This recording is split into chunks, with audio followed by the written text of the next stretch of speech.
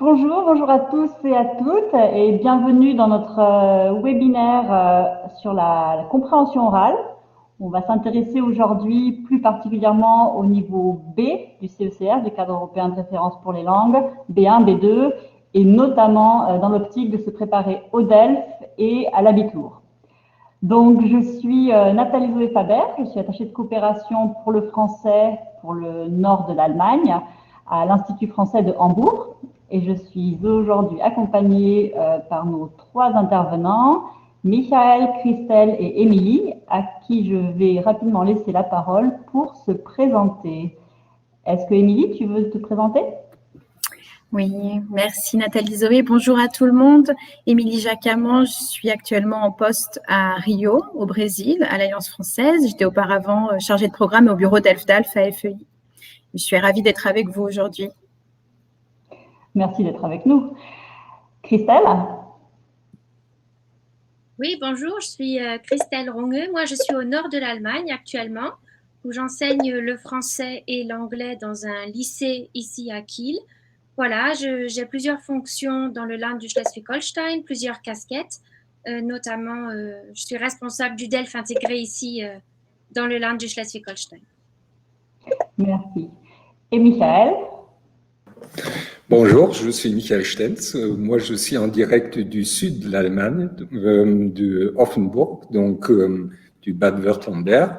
Et un peu comme j'enseigne le français et l'histoire, et un peu comme Christelle, je suis dans la même fonction aussi, dans des fonctions un peu au Kultusministerium et aussi pour le DELF intégré.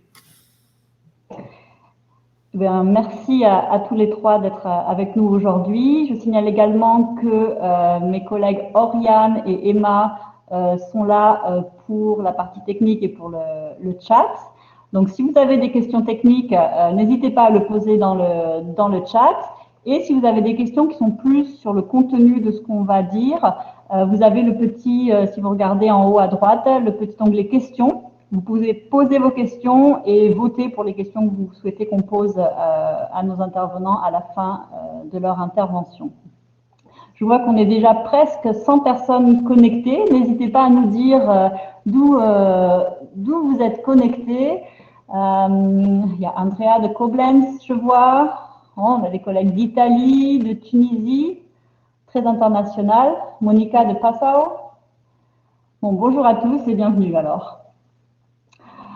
À la fin du webinaire, nous vous enverrons une attestation de participation et vous aurez bien entendu aussi accès au support de présentation et PowerPoint que nous allons utiliser. Puis le webinaire sera disponible en replay sur notre chaîne YouTube Le Coin des Profs. Donc, sans plus attendre, on va rentrer dans le vif du sujet avec le plan peut-être des trois interventions. Donc, tout d'abord, Émilie va nous parler des attentes pour les niveaux B, B1, B2. Puis, ce sera au tour de Michael qui nous présentera où trouver des documents sonores pour justement se préparer à des examens comme le DELF ou l'Abitur. Et enfin, Christelle va développer un peu plus sur les stratégies qu'on peut enseigner à nos élèves pour mieux vaincre la difficulté de la compréhension orale. Alors, Émilie, je te laisse la parole. Merci Nathalie Zoé. Donc, quelques réflexions que l'on peut avoir ensemble au départ pour se rappeler ensemble les attentes du niveau B. Donc, le niveau B, dans le cadre européen commun de référence pour les langues, c'est l'utilisateur indépendant. Deux caractéristiques qui symbolise un petit peu le niveau B1. Le niveau B1, c'est, rappelons-nous, le niveau du touriste qui part en voyage dans un pays étranger. Et donc, il y a deux caractéristiques particulières à avoir en tête pour ce niveau B1. C'est la capacité à poursuivre une interaction et à obtenir ce que l'on veut dans des situations différentes et capacité à faire face habilement aux problèmes de la vie quotidienne.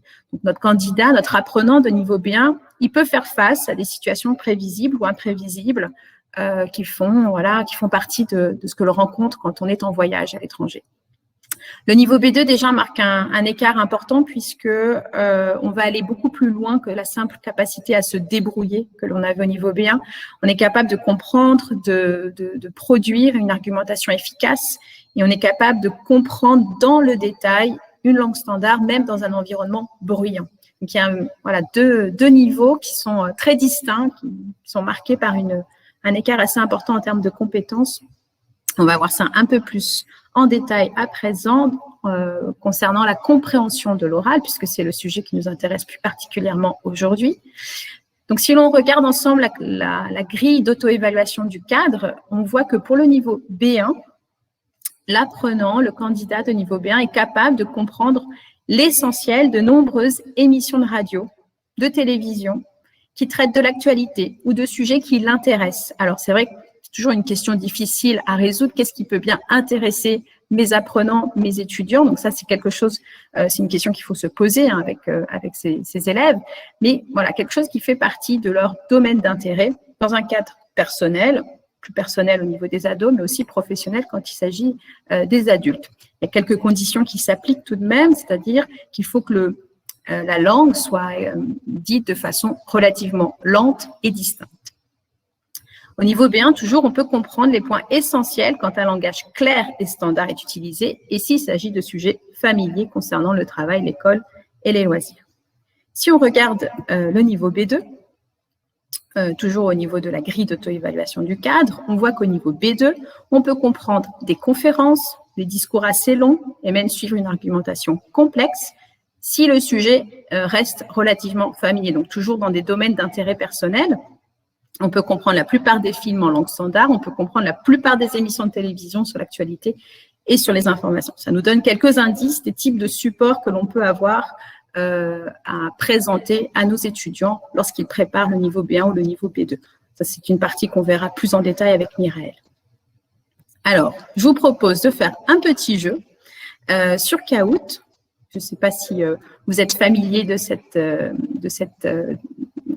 site qui permet de réaliser des quiz en ligne. Donc, je vous propose de prendre votre téléphone portable, ici, de taper le site internet www.kahoot.it et vous allez arriver sur une page qui vous demandera…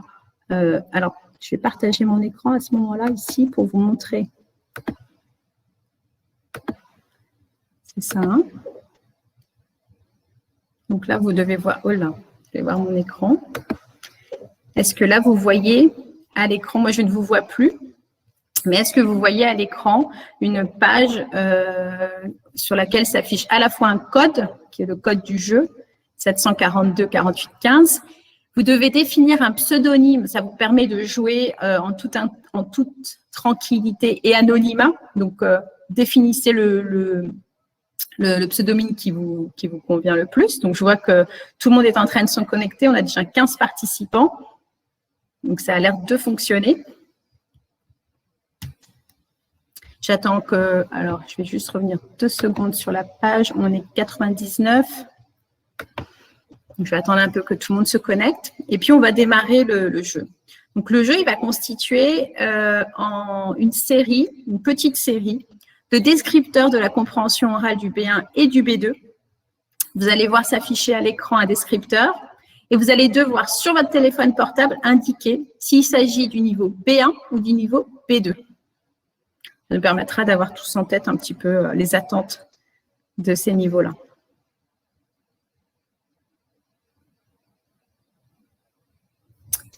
Voilà, on est, je pense que ça a l'air d'être assez stable, tout le monde s'est connecté. J'attends encore un petit peu, une petite, quelques secondes.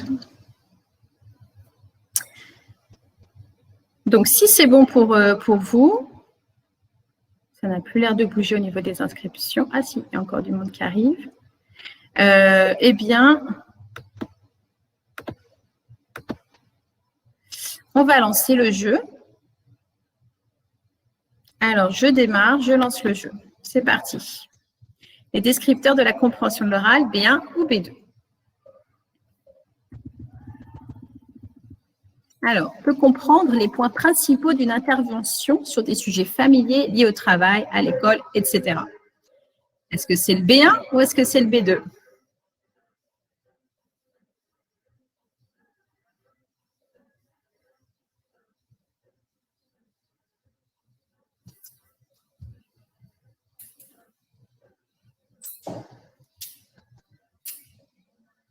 Bravo, vous avez été une très grande majorité à identifier le niveau B1, effectivement. On est ici dans une capacité à comprendre les points principaux sur des sujets familiers.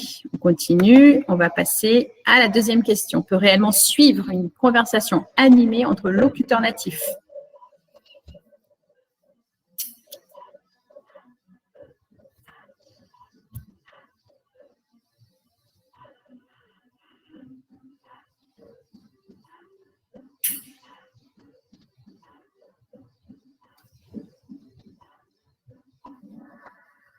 Magnifique.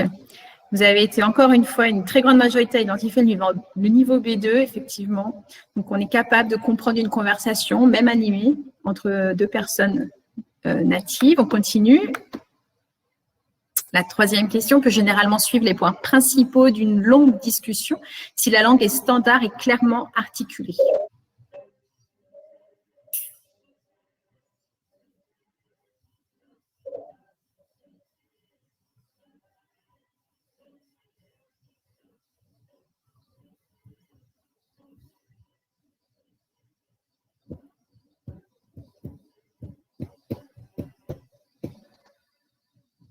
Encore une fois, le niveau bien, je pense qu'on a affaire aujourd'hui à un public particulièrement averti et connaisseur du cas. Donc, effectivement, le niveau B1, on continue. On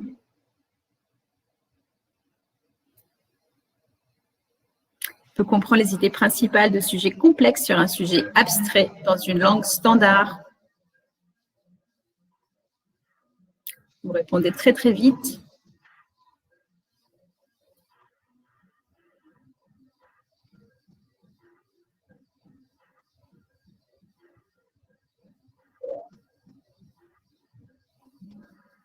Encore une fois, bravo à tout le monde. 42 personnes ont répondu le niveau B2. Les sujets complexes, les sujets abstraits, effectivement, qui caractérisent le niveau B2. On continue, cinquième question. On peut suivre un exposé à condition que le sujet soit familier et la présentation simple et clairement structurée.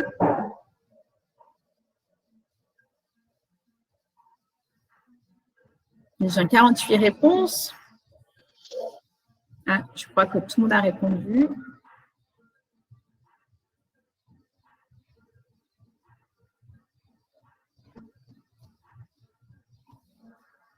Waouh, c'est un sans faute le niveau B1 là que tout le monde maîtrise très très bien. Bravo, bravo à tous les participants.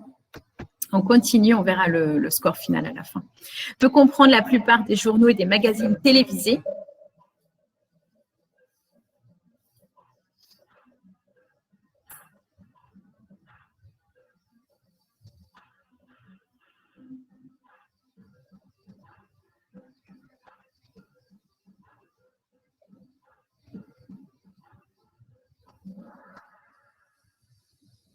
À nouveau, une majorité, mais un peu plus d'incertitude, mais c'est bien le niveau B2 ici qui est indiqué, puisque c'est la plupart des journaux et des magazines qui est identifié par les locuteurs de niveau B2. On peut saisir l'essentiel des programmes diffusés si le débit est clairement lent, et relativement lent, pardon.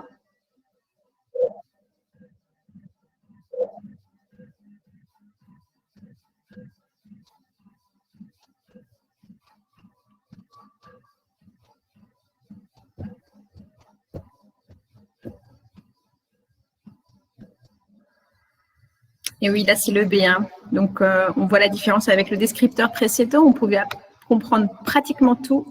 Ici, il y a une restriction qui s'impose, qui est le débit. Encore 2 descripteurs. Peut comprendre en détail ce qu'on lui dit en langue standard, même avec un bruit de fond.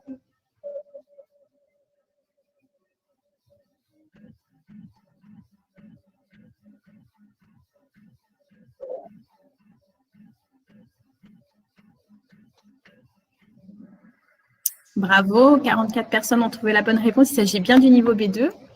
Et enfin, le dernier descripteur ici peut suivre de nombreux films dans lesquels l'histoire repose largement sur l'action et l'image.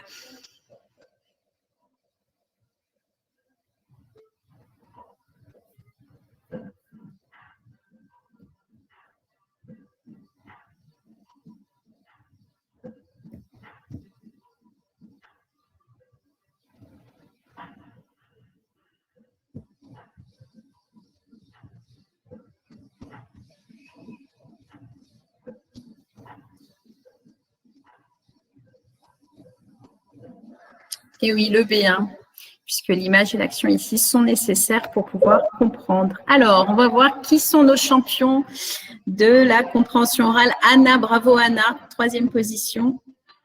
Sam avec un parcours sans faute et tous les 3 d'ailleurs. Et le grand champion aujourd'hui, c'est Lalala. Voilà, bravo à vous 3. Nous avons nos 3 prochains experts pour le prochain webinaire sur la préparation au DELF et au DALF. Bravo à vous. Alors, je vais sortir d'ici, je vais terminer là, je vais arrêter le partage d'écran.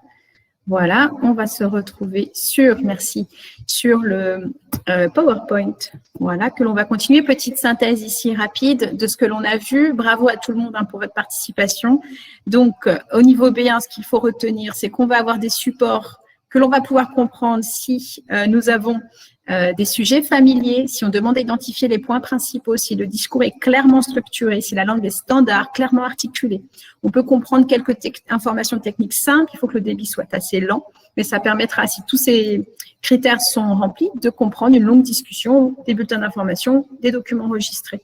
Pour le niveau B2, on va avoir un champ d'action un peu plus large puisqu'on va pouvoir traiter et comprendre des sujets familiers, non familiers, concrets, abstraits. On va pouvoir saisir les points essentiels, déterminer l'humeur, le ton, le point de vue de l'interlocuteur. Seul un très fort bruit de fond pourra gêner la capacité à comprendre. La langue reste standard, comme pour le B1, mais le débit est normal. On peut comprendre des conférences complexes, des conversations animées, la plupart des films, des journaux et des documentaires. Bravo à tous, effectivement, vous êtes incollables sur les attentes du DELF, du niveau B1 et du niveau B2. On va regarder comment tout ça se transcrit dans les épreuves du DELF très rapidement. Si l'on regarde la première page de la page de garde en fait, du DELF pour le niveau B1, ici j'ai fait une capture d'écran, donc on nous dit que pour le niveau B1, on va répondre à des questionnaires de compréhension portant sur plusieurs documents enregistrés ayant trait à des situations de la vie quotidienne avec 2 écoutes. Pour le niveau B2, on va avoir 2 écoutes maximum. Si on regarde ici la comparaison entre les épreuves du niveau B1 et du niveau B2, on voit que la compréhension de l'oral au niveau B2 est légèrement plus longue que la compréhension orale du niveau B1. On a 3 exercices au niveau B1, on aura toujours 3 exercices au niveau B2. Ce qui va changer entre le B1 et le B2, c'est qu'au niveau B1, on aura seulement 3 supports, 1 support par exercice. Au niveau B2, on va mobiliser, on s'attend à ce que le candidat mobilise davantage de connaissances lexicales il aura à traiter 5 documents différents, 3 documents sur le dernier exercice. Pour le niveau B1, on a toujours 2 écoutes pour chaque document, alors que pour le niveau B2, on aura 2 écoutes maximum, c'est-à-dire que sur le dernier exercice, le candidat ne pourra écouter qu'une seule fois chaque support. Donc, ça suppose que le candidat soit capable de traiter de manière très rapide toutes les informations qu'il reçoit. Nous verrons donc avec Christelle un peu plus tard quelle stratégie on va mettre en place pour aider nos élèves à mieux faire face à ce type d'épreuve. Au niveau de la durée des enregistrements, on a 6 minutes. Au niveau B1, on passe à 15 minutes, donc une durée beaucoup plus longue. On va traiter à peu près tous les domaines au niveau B2, au niveau B1. On n'aborde pas trop les informations de niveau professionnel. Et dans un cas comme dans l'autre, au niveau B1 comme au niveau B2, on demande aux candidats qui répondent à des QCM. Voilà un peu les grandes caractéristiques. Je n'entre pas dans le détail. Vous retrouvez les épreuves du DELF et du DALF sur le site de FEI. Vous avez de nombreux exemples. On peut peut-être rapidement juste vous faire écouter toujours sur le site de FEI, un exemple de support B1. Et alors là, j'ai un petit doute. Voilà, merci. Donc, sur le site de FEI, on retrouve des exemples de niveau B1. En junior scolaire, peut-être l'exercice. Voilà. Salut Emma, qu'est-ce que tu fais ce week-end? Salut Jules, je vais au festival du film de voyage et d'aventure. Ah oui? C'est quoi exactement? Ça existe depuis 3 ans et c'est sur 3 jours. Il y a 14 films en compétition. On peut aussi rencontrer les réalisateurs et leur poser des questions. Ça a l'air sympa. Merci Emma. Donc ça, c'est un exemple de niveau B1. Vous voyez que le discours est clair, standard, articulé. On va écouter rapidement un début d'enregistrement de niveau B2. Merci. Ulrich Ramey, bonsoir. Bonsoir. Vous êtes aujourd'hui directeur technique du club de football de Bordeaux, après avoir été gardien de but du club. Parlons du football féminin qui a beaucoup évolué ces dernières années et qui a encore une grande marge de progression. Oui, ça fait maintenant 25 ans qu'une section de filles existe au club et on peut dire que les choses commencent à prendre de l'importance. Il suffit de regarder l'augmentation du nombre de joueuses inscrites et les meilleurs résultats que nous obtenons. Voilà, je vous remercie. Donc, vous avez entendu au niveau B2, on a un support qui est un peu plus, voilà, une certaine complexité plus grande au niveau du B2, un lexique plus complexe qui est mobilisé et un débit tout à fait naturel. Voilà, je n'en dis pas plus pour le moment. On va réfléchir avec Mireille justement à cette question des supports. Donc, je passe la parole à Mireille. Merci. Oui, merci Émilie, merci.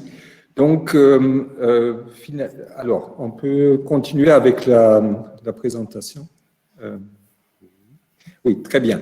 Voilà, donc, que faire si ce qu'on trouve sur le site de FEI ne correspond pas à ce qu'on fait en cours? Ou parce que ce n'est pas le bon document, parce qu'on est sur un autre sujet, ou parce que le sujet n'existe pas. Donc, finalement, il faut partir à la recherche de documents sonores. Et ça, c'est une chose qui est pas toujours si facile que ça, parce que sur Internet, bien sûr, on trouve plein de choses, mais pas forcément des choses adaptées à ce qu'on cherche. Pas forcément adaptées au sujet, pas forcément adaptées aux élèves qu'on a en cours, et pas forcément au niveau B1 ou B2. Donc, bien sûr, il y a les podcasts, mais les podcasts, assez souvent, c'est des documents très longs et assez souvent, on ne sait pas à quoi ça correspond. Donc, j'aimerais bien vous proposer, ou vous présenter plutôt, 3 sites qui proposent des documents qui correspondent à des niveaux précis. Il y a d'abord TV5 Monde, que vous connaissez certainement. Il y a RFI, que vous connaissez certainement aussi, peut-être un peu moins la partie de RFI, savoir, parce que cette partie-là s'adresse vraiment aux professeurs, aux enseignants, et est une source formidable, à mon avis. Et vous connaissez peut-être aussi le Point du FLE, donc, qui est un site qui regroupe plusieurs liens qui mènent après à des documents sonores. Voilà. Donc, passons. Donc, j'aimerais bien vous présenter très brièvement TV5 Monde, parce que TV5 Monde, bon, d'un côté, bien sûr, vous avez des choses comme des chansons et autres, mais vous avez aussi des textes, et ce qui est vraiment formidable, c'est que vous avez des documents sonores adaptés à un niveau. Là, par exemple, vous voyez le niveau, ce qu'il y a sous le niveau B2 avancé. Il y a 768 exercices, c'est énorme, mais heureusement, vous avez un filtre. Attendez, vous pouvez peut-être regarder sous thème et on va choisir le thème la francophonie. Voilà, cliquez juste dessus, Emma. Voilà, la francophonie et avec OK. Voilà, juste très bien, merci. Merci beaucoup. Et vous, voilà, vous avez donc des documents qui durent assez souvent 3 à 4 minutes, des fois un peu plus longtemps, mais qui sont d'actualité. Et c'est ça aussi qui est intéressant, parce que si vous voulez faire un cours vraiment actuel qui représente un peu ce qui se passe en France ou dans le monde francophone, donc vous avez là une source formidable. Par exemple, là, vous avez Leila Slimani, francophonie, où on est la France, la francophonie, une forme de colonisation. Donc, il y a des débats. Il y a aussi cette formidable émission 7 jours sur la planète. Donc, là, vous avez vraiment déjà des documents adaptés au niveau B1 ou B2 ou même A1, A2. Donc, c'est selon ce que vous cherchez. Voilà. Il y a peut-être le seul bémol, c'est que les documents ne restent pas très longtemps. Assez souvent, juste quelques jours, c'est marqué. Et deuxième bémol, vous ne pouvez pas télécharger ces documents sur votre ordinateur. Donc, il faut avoir, pour les traiter en cours, il faut avoir un lien, donc une liaison Internet. le Wi-Fi ou autre dans vos salles de classe, ou, bon, je vais en parler brièvement tout à l'heure, il y a d'autres moyens aussi. Voilà. On peut revenir à la présentation, Emma, si vous voulez bien. Super. Peut-être la présentation, voilà. Et on continue. Il y a le deuxième site dont j'ai déjà parlé, RFI Savoir. Et avec RFI Savoir, c'est un peu ce que vous trouvez comme document. C'est un peu la même qualité comme ce que vous avez sur TV5 Monde. Vous pouvez cliquer sur le lien pour ouvrir juste brièvement la page. Emma, voilà, merci beaucoup. Voilà, là aussi, donc, vous avez à gauche, affiner votre recherche. Vous avez donc par thématique. Et ce qui nous intéresse beaucoup plus, un peu plus bas, c'est aussi, vous pouvez faire aussi des recherches par niveau, un peu plus bas, par niveau de français. Voilà. Donc, et vous pouvez choisir soit il y a le B1, mais il y a aussi d'autres types de niveaux. Par exemple, oui, il faut fermer d'abord et je crois après cliquer sur la flèche vers le bas. Voilà. Vous avez donc le niveau B2. On pourrait peut-être juste cliquer sur le niveau B2 pour montrer. Et cliquez juste sur l'exercice, là, en ce qui concerne le Japon. Donc, vous voyez déjà français de l'actualité, B2, donc c'est le niveau. Et il y a deux choses qui sont vraiment très pratiques. D'un côté, vous pouvez télécharger ce document sonore qui dure là 2 minutes 7 et vous avez même donc le lexique et vous avez aussi une transcription. Donc, là, vous avez vraiment tout. Bon, pas tout, parce que reste encore, donc, même des questions. Vous pouvez même vous inspirer à partir de ça. Donc, voilà.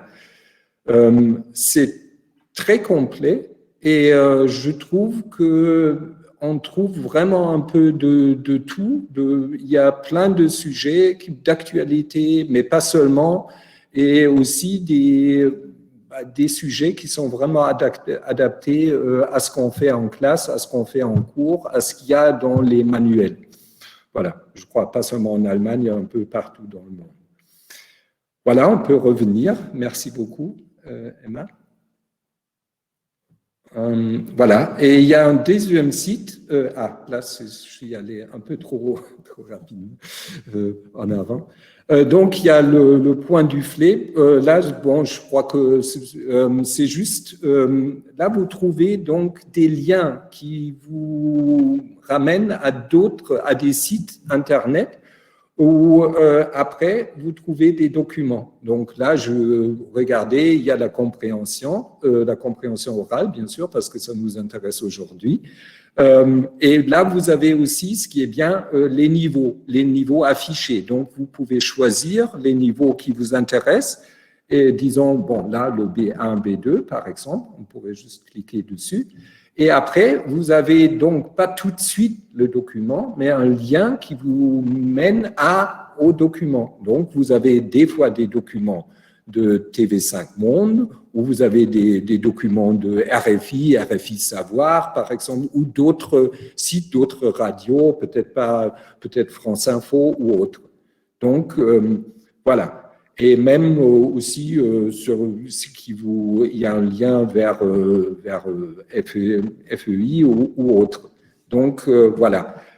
Alors, donc, vous voyez, le point du flé, c'est un peu plus, si vous cherchez donc des documents pour la compréhension orale, c'est plus une liste de liens vers d'autres documents. Donc, voilà. Mais des documents qui sont adaptés à un niveau, qui ont été triés. Voilà. Merci beaucoup, Emma. Donc, ça, je crois qu'on peut continuer. Voilà, donc ça, je vous ai juste montré ces 3 sites parce que, comme je l'ai déjà dit, il y a une multitude de sites sur Internet, mais là, ces 3-là, je trouve que à partir de là, on peut déjà aller assez loin. Et surtout, avec RFI Savoir, on peut aller très, très loin. Donc, Voilà, RFI Savoir, on vous a montré, vous avez la possibilité de télécharger directement le document et après de le traiter, de le couper, de peut-être tout n'est pas adapté à votre classe ou ce que vous voulez en faire en cours. Donc, vous pouvez après le traiter sur votre ordinateur. Il y a de plus en plus de sites qui ne proposent plus ce téléchargement et il y a des logiciels sur Internet que vous trouvez avec lesquels on peut des fois enregistrer ce que vous voyez, ce que vous entendez. Donc, je vous laisse explorer un peu vous-même ces logiciels qui sont assez souvent, pas toujours, mais assez souvent gratuits et qui vous mènent quand même assez loin et avec lesquels on peut faire aussi des tutoriels ou autres pour les cours. Mais ça, donc, pour des raisons de copyright et d'autres, voilà. Donc, c'est à vous de regarder. Voilà.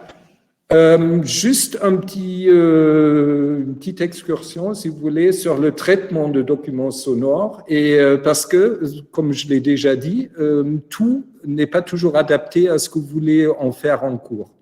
Et donc, des fois, on se dit, ah ben non, là, le début, c'est pas très bien, ou au milieu, je crois que mes élèves ne comprendront pas, ou bon, le document est tout simplement trop long. Et donc, il y a vraiment une application, un logiciel que j'utilise beaucoup et que je trouve que c'est un peu le couteau suisse du traitement audio. C'est le programme Audacity, que vous connaissez peut-être déjà, et donc qui est gratuit et qui vous permet de faire beaucoup de choses avec des documents sonores. Donc là, je vous ai montré juste à quoi ça ressemble. Et j'aimerais juste vous montrer 2-3 choses et surtout une fonction qui est magnifique dans ce programme parce qu'assez souvent, vous le savez très bien, les élèves nous disent « Ah ben non, là, je ne comprends rien du tout parce qu'ils parlent trop vite ». Et assez souvent, c'est vraiment le cas. Il y a beaucoup de Français qui parlent, surtout pour des élèves, trop vite. Et donc, vous avez une fonction qui vous permet de ralentir le tempo sans changer le son. Et donc, là, je ne veux pas rentrer dans le détail parce que je crois que je pourrais parler au moins 1 heure ou 1 heure et demie ou 2 heures sur Audacity. Donc, vous choisissez ou vous sélectionnez plutôt la partie à traiter. Il y a un effet que vous choisissez et cet effet s'appelle donc ralentir ou changer le tempo. Vous pouvez accélérer aussi si vous trouvez que les Français ne parlent pas assez vite. Et donc, là, vous pouvez ralentir et bon, il y a des limites, c'est-à-dire vous ne pouvez pas ralentir de 50% à un texte, mais jusqu'à 10% ça va parce qu'au-delà, il y a des effets quand même indésirables, il y a des distorsions qui se créent et donc, mais jusqu'à 7-10%, ça va. Bon, j'aurais bien aimé vous montrer un exemple, mais techniquement, c'est un peu compliqué. Donc, voilà. On va voir si on va mettre ça peut-être aussi sur le site. On verra. Voilà. Mais c'est vraiment une fonction qui est formidable et qui, si vous ne savez pas que ce texte a été traité, la personne, elle parle juste plus lentement. Sinon, le son reste exactement le même dans les limites que j'ai décrites tout à l'heure. Et voilà. Bon, tout ça pour Audacity. Voilà. Donc, vous pouvez changer aussi le format, il y a beaucoup de choses. Vous pouvez même ouvrir des documents vidéo que vous avez sur votre ordinateur pour prendre juste le son, l'audio. Voilà. Là, donc, il faut juste penser à la fin. Donc, on ne peut pas sauvegarder juste parce que sinon, ça sauvegarde juste un projet. Donc, il faut toujours exporter les données dans le format que vous voulez. Assez souvent, le plus simple, c'est dans le format MP3 que vous connaissez. Voilà. Bon, de toute façon, vous trouvez ça en détail aussi après sur le site. Voilà, mais pourquoi faire difficile si on peut faire plus simple? Parce que, bon, ça s'adresse peut-être un tout petit peu plus au public allemand, mais pas seulement, parce que il y a un site en Allemagne, donc le site du IQB, qui c'est un site lié au baccalauréat allemand, donc au Abitur, et donc où vous trouvez aussi des documents, disons, qui sont prêts à l'emploi, vraiment adaptés, donc plus spécifiquement au niveau B2 et au Abitur en Allemagne. Donc voilà, sur ce site, donc ce site, c'est en fait un pool de sujets du baccalauréat de français en Allemagne, du Abitur, donc où vous trouvez des documents en ce qui concerne la compréhension de l'oral, la production écrite et la médiation. Et vous y trouvez des exercices élaborés, vraiment finis et même vérifiés. Et donc, pour la compréhension de l'oral, il y a même, donc on propose 2 niveaux, et ce sont des documents audio préparés. Et il y a la compréhension détaillée et sélective. Et c'est un peu la différence par rapport au DELF, il y a la compréhension globale aussi. Il y a des exercices exprès pour ça. Et donc, les questions correspondant aux documents audio, bien sûr, il y a des QCM, et il y a des questions à réponse ouvertes courtes, et il y a l'exercice d'appariement. Vous avez des solutions et des fois même aussi les transcriptions. Voilà. Là, je vous montre un peu le site, mais bon, si vous allez sur le site du IQB, vous aurez le lien aussi. Donc là, j'ai choisi les exercices du baccalauréat pour l'année 2022 ou de l'année 2022 et en français. Il y a aussi des exercices en allemand, en anglais et pour les maths. Voilà, donc après, ça ressemble, juste pour vous donner un aperçu, bien sûr, vous n'arrivez pas à lire les questions, les items, mais là, c'est la question, la partie, donc 1 et 2, des sujets 1 et 2, portent sur la compréhension détaillée ou sélective, et vous avez le sujet 3 qui porte toujours sur la compréhension globale. Et c'est voilà, vous avez après les solutions. Je clique un peu plus vite. Là, c'est un mini-exemple. Je sais, ça va très, très vite, mais bon, c'est juste un exemple pour la compréhension donc détaillée ou sélective. Là, c'est des QCM. Là, ce sont des réponses courtes. En fait, il y a juste, et l'appariement, c'est plutôt pour la compréhension globale. Et là, vous avez donc, pour la compréhension globale, donc vous aurez toujours 3 documents très, très courts, documents sonores très courts, qui durent grand maximum 1 minute, et chaque document dure maximum 1 minute.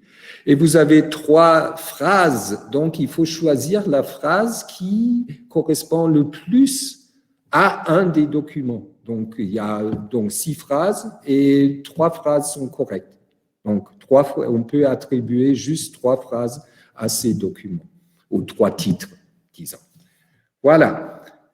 Mais donc, ça, c'est les possibilités donc, de traitement et de trouver des documents sonores. Mais bien sûr, ça ne résout pas tout. Mais parce que Christelle, elle va maintenant vraiment entrer dans le vif du sujet avec les stratégies qu'il faut au niveau des élèves. Voilà, merci beaucoup. Et c'est à Christelle. Merci beaucoup, Michael. Dans le vif du sujet, ça fait déjà longtemps qu'on est arrivé dans le vif du sujet. Merci beaucoup à tous les deux.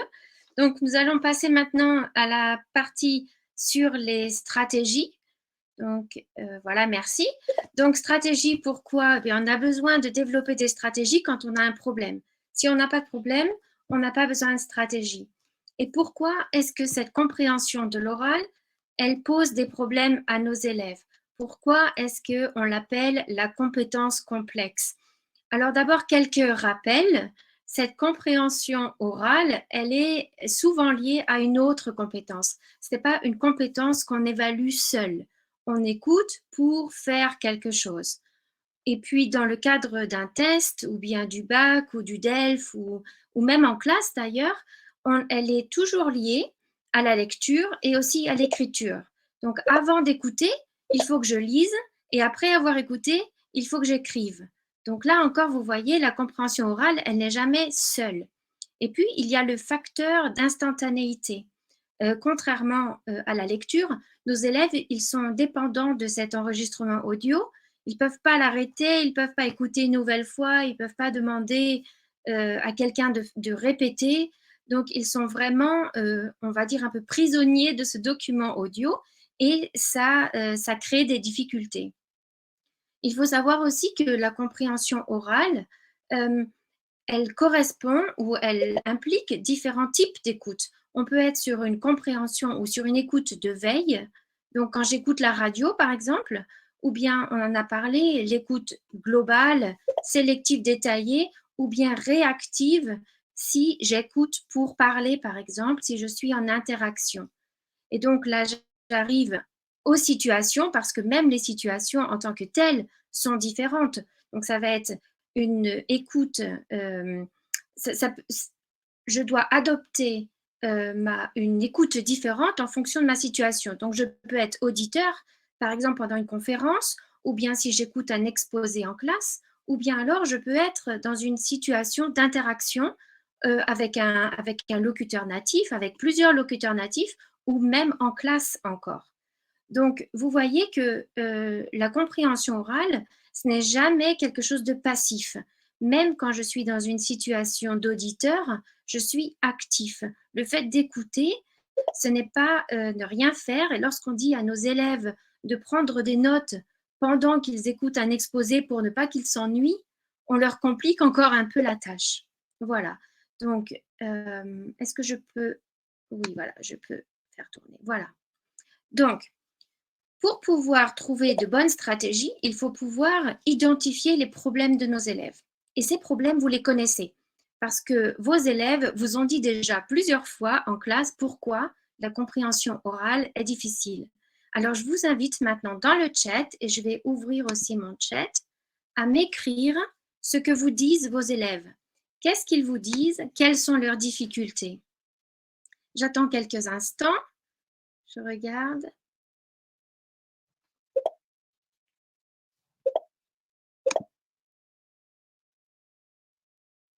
Alors, c'est trop vite, nouveau vocabulaire.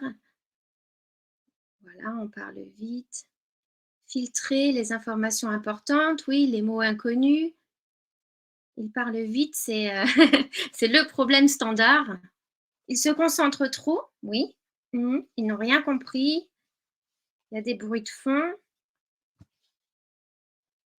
Oui. Ils sont nerveux, d'accord. Les accents, d'accord.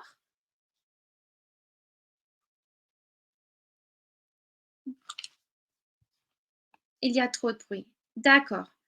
Donc, eh bien, vous voyez, c'est pas que j'ai anticipé, mais effectivement, les difficultés de vos élèves sont les difficultés de mes élèves, sont les difficultés de tous les élèves, je crois, du moins en Allemagne et peut-être dans le monde entier. Donc voilà, ce qu'ils nous disent, c'est qu'ils ont des difficultés à se concentrer. Je lis en même temps, hein, je regarde un peu à droite aussi, on y reviendra après s'il y a quelque chose qui n'est pas dans ma liste. Donc, il faut qu'ils se concentrent sur une longue durée. Il faut qu'ils écoutent constamment avec attention. Il faut qu'ils s'habituent à la prosodie, au débit du locuteur natif. Et puis, ils écoutent le document sans trace écrite, sans gestuelle. Il faut comprendre qui parle, il faut comprendre de quoi il s'agit, quelle est la problématique, quels sont les arguments. Il faut écouter, lire et répondre en même temps. Et puis, on leur demande de comprendre les questions et on leur demande aussi d'accepter de ne pas tout comprendre. Donc, de temps en temps, ils ne savent plus trop ce qu'ils doivent comprendre et ce qu'ils ne doivent plus comprendre. Et puis, parfois aussi, ils comprennent des éléments et puis finalement, ils ne peuvent plus les exprimer.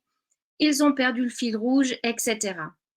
Voilà. Donc, une fois que une fois qu'on a identifié tous ces problèmes, on peut trouver des stratégies, des solutions pour les résoudre. La seule difficulté dont nos élèves ne sont pas conscients, mais qu'il faut que vous sachiez peut-être, c'est que dans le cadre d'un test, du DELF ou de l'Abitur, ils ne sont pas dans une situation vraiment réelle. Ils ne sont ni dans la situation d'auditeur, où ils écoutent un exposé, une conférence, etc. Et ils ne sont pas non plus dans une situation d'interaction. Donc, le fait d'écouter pour simplement répondre à des questions, ça ne correspond en général pas à une situation réelle. Ça peut leur créer des difficultés sans vraiment qu'ils n'arrivent à mettre des mots dessus. Alors, qu'est-ce qu'il se passe dans la tête de nos élèves lorsqu'ils écoutent un document audio? Eh bien, il y a diverses opérations mentales qui se combinent, qui s'enchaînent les unes avec les autres. Donc, on peut identifier plusieurs domaines, on va les nommer domaines, donc plusieurs étapes. Donc, vous voyez celle qui est en vert, en orange, en rouge et puis en violet. Il y en a beaucoup d'autres. C'est un schéma qui est assez général pour aujourd'hui, pour aller un peu plus vite. Entre le moment où le son entre dans leur oreille et le moment où l'encre coule de leur stylo, il y a plusieurs étapes, comme une chaîne, avec des étapes qui sont dépendantes les uns des autres. Donc, le son entre dans l'oreille, on commence à segmenter un mot.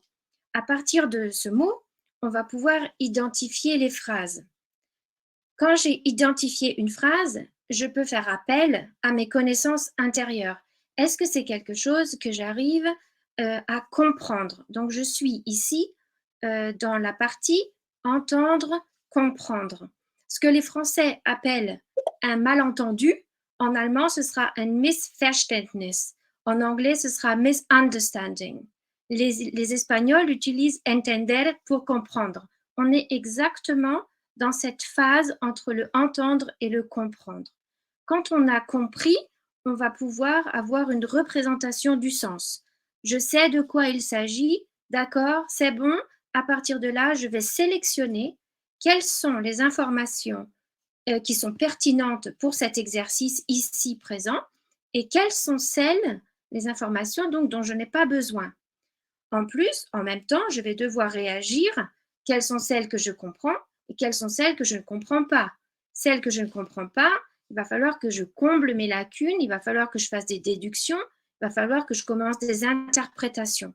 À partir de ce moment-là où j'ai sélectionné l'information qui m'intéresse pour cet item-là, je vais devoir passer à la phase de reformulation. Par exemple, si je suis dans une question à réponse ouverte, il va falloir que je comprenne, que je reformule et puis à la fin que je réinvestisse les informations sous forme écrite. Donc vous voyez, cette chaîne de compréhension, elle peut casser à n'importe quel moment, ce qui mène notre élève à la fin à ne pas pouvoir faire couler l'encre de son stylo. Donc il faut imaginer que nos élèves, en fait, avec leurs oreilles, ils sont en train de courir constamment et ils effectuent des opérations très, très précises et très complexes pendant 20-25 minutes. Donc, si on repart à ce que vous m'avez dit tout à l'heure, je vais en reprendre quelques-unes. Par exemple, il faut s'habituer, vous avez écrit « il parle trop vite ». Eh bien, il parle trop vite, c'est un problème du début. C'est un problème qui se situe dans le domaine vert. S'il parle trop vite, pour moi en tout cas, il n'arrive pas à segmenter les mots et il n'arrive pas à identifier des phrases. Donc, à partir de ce moment-là, ma chaîne est cassée, je ne vais jamais arriver à mon stylo. Une difficulté qui se situe dans le domaine orange, c'est par exemple cerner le thème, cerner la problématique. Si je n'ai pas compris de quoi il s'agit, ou bien si c'est un thème qui m'est complètement inconnu parce que ce n'est pas du tout mon domaine d'intérêt, je vais casser ma chaîne à ce moment-là et je ne vais pas pouvoir les sélectionner parce que je n'aurai pas compris. Une difficulté de nos élèves aussi que vous avez écrit dans le chat qui est dans le domaine rouge, c'est je ne comprends pas les mots, je n'arrive pas à comprendre ma consigne. Donc si je ne comprends pas la consigne ou si je ne comprends pas les mots, je ne peux pas sélectionner mes informations. je ne sais pas quelles sont celles qui sont pertinentes et je ne sais pas quelles sont celles mais que je vais devoir laisser de côté. Donc là, je suis dans le niveau rouge et là, j'ai encore cassé ma chaîne. Et puis à la fin, par exemple, reformuler, donc il y a des élèves qui disent « Mais oui, mais moi j'ai tout compris en fait, donc j'ai compris les mots, j'ai compris les phrases, je sais de quoi il s'agit, je sais exactement ce qu'elle veut, la consigne, mais moi je sais pas l'écrire. » Donc là, je suis dans le domaine violet et encore une fois, l'encre ne coule pas du stylo. Une fois qu'on est conscient de toutes ces difficultés pour nos élèves, on peut trouver des solutions, ou du moins on peut chercher des solutions. Il y en a plein. Je vous en ai noté que quelques-unes, et même certaines sont en gris pour vous, mais juste pour raccourcir un petit peu mon intervention aujourd'hui. Donc, par rapport aux problèmes de concentration, on peut par exemple proposer un document audio sur un niveau inférieur à celui sur lequel on travaille en classe. Ça permet aussi de motiver mes élèves, ça permet de leur montrer, regarde, tu as compris, on a réussi, etc. Et ensuite, on pourra augmenter le niveau. On peut aussi leur proposer une structure qui est fixe et qui permet des automatismes. Si mes élèves savent, avant d'écouter, quelles sont les informations dont j'aurai besoin, s'ils ont toujours la même structure, toujours la même grille à remplir lorsqu'ils écoutent, par exemple, de la compréhension ou lorsqu'ils font une écoute globale, alors ça leur permet d'avoir des réflexes et à la rigueur, ils peuvent presque déjà commencer à répondre à cette grille avant même d'avoir écouté parce qu'ils sont entraînés. L'oreille va savoir sur quoi elle doit affiner l'écoute. Voilà. Et puis, il est peut-être aussi très, on va dire, très important même de faire un travail en amont sur la composition phonétique des mots et des liaisons. Un élève qui ne saura pas prononcer un mot correctement, un élève qui ne fait jamais de liaison, il aura plus de mal à les reconnaître à l'oreille. Et il aura plus tendance à dire « mais ça va beaucoup trop vite, je n'arrive pas à découper les mots ». Voilà, donc faire des exercices de phonétique. Et puis, on en a parlé tout à l'heure, Émilie a parlé de l'image, on peut très bien associer deux modes de perception. Donc, on peut associer la transcription, dont a parlé aussi Michael, ou bien la vidéo au début, dans la phase d'apprentissage, dans la phase d'entraînement en classe, avant même la phase de test, de façon à ce qu'ils aient deux supports différents pour l'œil et pour l'oreille, ce qui facilite la chose. Au début, si vous n'avez pas beaucoup d'entraînement avec vos élèves, ou si vos élèves n'ont pas beaucoup d'entraînement, vous pouvez mettre l'accent sur la compréhension orale globale. Et je reviens donc à cette grille que je vais vous présenter dans une petite minute, créer des automatismes avec eux. Il faut aussi peut-être dire à vos élèves que la phase de pré-écoute est très certainement l'une des phases les plus importantes de la compréhension orale. On va y revenir tout à l'heure. C'est le moment de faire des repérages, c'est le moment de lire des consignes correctement, de lire les items, de préparer le lexique, peut-être aussi d'effectuer des hypothèses ou d'avoir des doutes. De quoi est-ce qu'on va parler dans ce document? Peut-être parler un peu de tout ce qui pourrait de tout ce qu'on pourrait entendre au fur et à mesure du document. Voilà, on peut mettre la priorité sur le QCM, on l'a dit tout à l'heure, Émilie a précisé que pour le DELF au niveau B, le QCM était la forme la plus courante pour la compréhension orale. Et puis quelque chose qu'on a parfois tendance à oublier, la compréhension orale, les thèmes intéressants, ce n'est pas les thèmes qui nous intéressent à nous, les enseignants, mais c'est bien les thèmes qui intéressent nos élèves, donc parfois pas très enrichissantes pour un cours de français, mais à partir du moment où c'est quelque chose qui leur plaît, ils vont mieux écouter et surtout plus longtemps. Voilà, donc je continue. Voilà, donc ça c'est l'exemple d'une structure. Donc vous voyez, il y a à gauche un exemple pour un dialogue, à droite l'exemple pour le reportage, et puis poser toujours les mêmes questions qu'on peut formuler d'ailleurs différemment. on peut en formuler d'autres.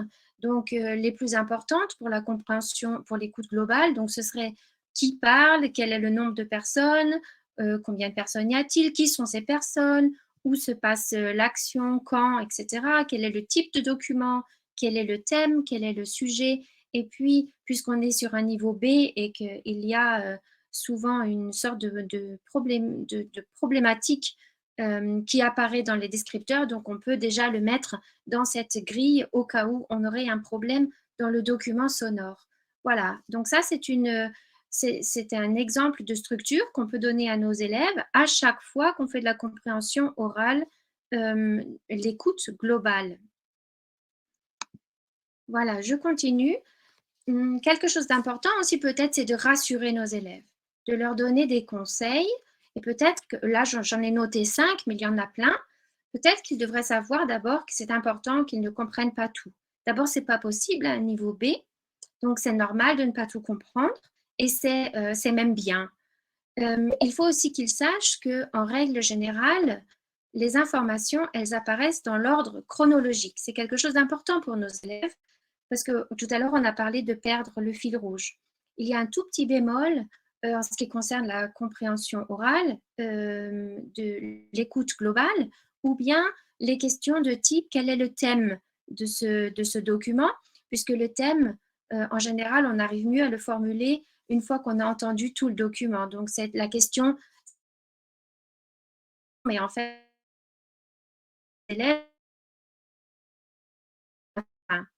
voilà, il faut leur dire à nos élèves qu'il existe des stratégies à tester, des stratégies qui changent en fonction du document, qui changent en fonction du type d'écoute, etc.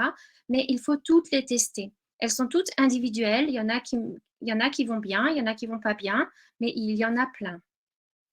Il faut aussi que vos élèves sachent que la compréhension orale, telle qu'elle est pratiquée à l'école et lors de tests, on en a parlé au début, elle est étroitement liée à la compréhension des écrits. Il faut absolument qu'ils lisent correctement pour pouvoir arriver à répondre à leurs questions de compréhension orale. Donc, s'il n'y a pas de compréhension, s'ils ne comprennent pas à l'oral ou s'ils ne comprennent pas avec l'œil, donc l'écrit, ils ne pourront pas faire couler l'encre de leur stylo. Et puis la compréhension orale, très important, ça commence avant que le document audio ne démarre. Et j'aime beaucoup cette image de dire, c'est comme quand vous allez au cinéma. Vous allez au cinéma parce que vous avez entendu parler d'un film, parce que vous aimez les acteurs, parce que le film a une bonne critique.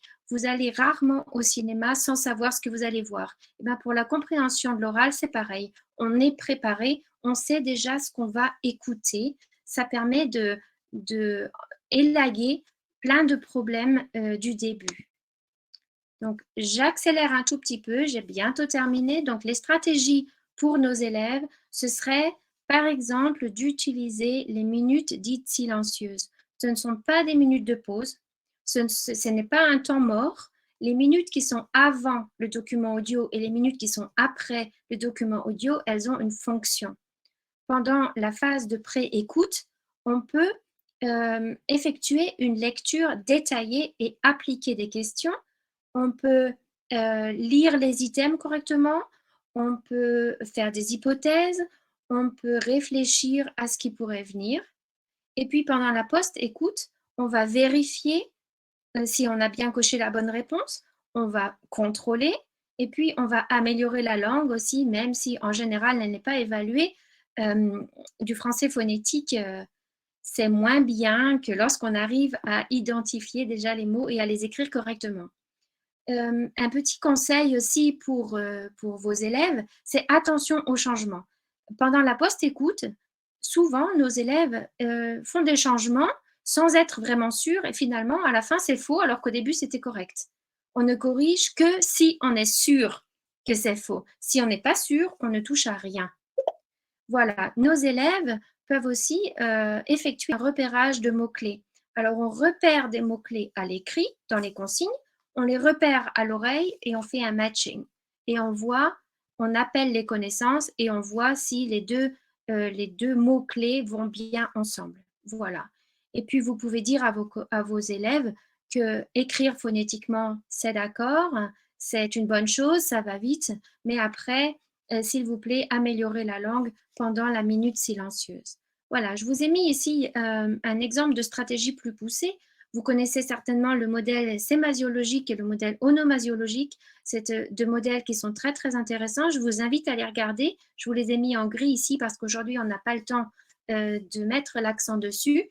Mais si vous avez un peu de temps et beaucoup d'envie, regardez, c'est très, très intéressant. Voilà, donc maintenant, je passe à ma dernière page aujourd'hui. Donc, comment écouter? Eh bien, là encore, il existe différentes stratégies. Donc, je vous en ai noté deux. Vous les connaissez déjà. Donc, nos élèves peuvent utiliser la première écoute pour répondre aux questions et la deuxième écoute pour compléter ces questions ou bien les contrôler s'ils ont terminé. Ils peuvent aussi très bien, plutôt pour un niveau B2, prendre des notes tout au long de l'écoute. C'est-à-dire que la première écoute, elle est faite pour faire une sorte de mapping. Ils ne répondent pas encore aux questions, ils répondent aux questions pendant les minutes silencieuses et ils utilisent la deuxième écoute pour contrôler. Voilà, il existe plusieurs stratégies. Vous allez les trouver aussi sur le net. Je voulais vous en présenter deux aujourd'hui. Voilà, et je passe la parole tout de suite à Nathalie Zoé. J'ai un petit peu dépassé. Voilà. C'est bon, très bien. On a encore le temps pour quelques questions. Merci à vous trois en tout cas. Donc, je vais passer directement aux questions. Peut-être une première question pour Émilie. Quelle est, Émilie, pour toi, la différence principale entre le B2 et le C1? Alors, le C1, c'est encore effectivement un autre stade, puisque ici, on va caractériser un locuteur expérimenté. Et ce qui va différencier du niveau B2, c'est au niveau de la compréhension de l'oral, c'est qu'on va avoir des supports encore plus longs, plus complexes, et qu'on ira surtout plus loin dans le détail de la compréhension, puisqu'on considère qu'au niveau C1, l'apprenant est capable de saisir également l'implicite. Et donc, le candidat va recevoir des questions qui vont aussi porter sur ce détail de compréhension fine et détaillée. Voilà, je ne sais pas si j'ai répondu. Vous avez aussi des exemples sur le site de FEI si vous voulez écouter et voir les différences de support et de questionnaires à ce sujet. Merci. Une question sur le thème. Faut-il, à votre avis, avertir les élèves du thème du texte enregistré? Qu'est-ce que vous en pensez? Je pense que dans le cas d'une préparation, à travers le questionnaire qui va être présenté aux étudiants, déjà, oui, effectivement, leur faire émettre des hypothèses sur ce thème-là, sans leur dire, mais les amener à formuler des hypothèses sur le thème. Toutes les questions, comme l'a dit Christelle, toutes les questions qui peuvent se poser en amont de l'écoute, elles vont être très utiles pour faciliter leur capacité à comprendre. Je ne sais pas si Christelle ou Mireille, vous souhaitez ajouter quelque chose? Oui, alors je dirais qu'il faudrait différencier à ce moment-là si je suis dans une phase d'apprentissage ou si je suis dans la phase du test ou de l'examen. Évidemment, si je suis dans la phase d'apprentissage, ça va leur apporter beaucoup de choses. Si on parle du thème avant, effectivement, si je suis dans le cadre du DELF, non, je ne vais pas leur parler du thème avant. D'accord. On avait une question aussi tu as parlé de phonétique. Andrea demande si on a des exemples pour des exercices phonétiques ou des sites où on peut travailler ça en ligne. Alors, j'ai vu que plusieurs personnes avaient répondu dans le chat. Lequel peut-être des trois sites que tu as mentionnés, Michael, serait le plus utile pour ça? C'est RFI Savoir. J'ai déjà dit que c'est vraiment mon site préféré et il y a vraiment énormément de documents et des documents bien ciblés pour les niveaux. Sinon, il y a aussi d'autres sites avec des exercices. Il y a Bonjour de France, je crois, c'était ça. Il y a d'autres sites. Il faut chercher un petit peu, je crois que ça mènerait trop loin d'en parler, de les citer tous ici, parce que sur Internet, maintenant, il y a vraiment beaucoup de sites qui proposent des documents avec des exercices déjà. C'est pas toujours des exercices qu'on veut avoir. Je trouve qu'il y a pas mal de questions trop simples et c'est des vrais ou faux. C'est pas souvent des QCM bien faits. Donc, il faut regarder un petit peu parce que les QCM, c'est pas anodin. C'est vraiment des questions et de les élaborer, c'est vraiment difficile. Voilà. Ok, merci beaucoup. En effet, il y a beaucoup de ressources en ligne. On va s'arrêter là pour aujourd'hui. Merci à tous les trois d'avoir pris le temps d'échanger avec nous. Je rappelle à tout le monde qu'en effet, le support de cette présentation sera disponible en ligne, tout comme le replay de cette vidéo et de nos autres webinaires de l'Institut français sur notre chaîne YouTube Le Coin des Profs. J'en profite pour vous signaler que notre prochain webinaire aura lieu, sera encore une fois sur les ressources Educarte. Donc, il y a aussi du podcast, de la vidéo. Ce sera le 4 mai à 16h, donc n'hésitez pas à vous inscrire. Merci à tous et donc bonne fin de journée.